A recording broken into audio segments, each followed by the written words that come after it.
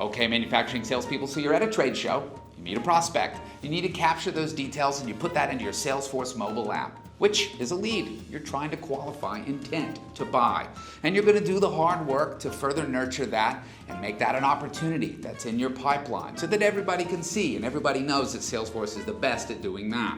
But now you want to take it a step further. You need product level demand.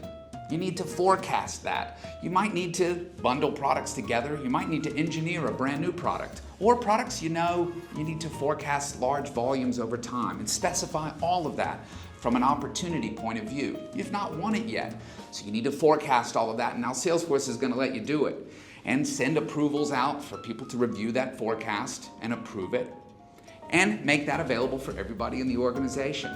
This is manufacturing sales a day in the life of, and if you want to see it, let me know. We'll send you a demo that you can run through yourself.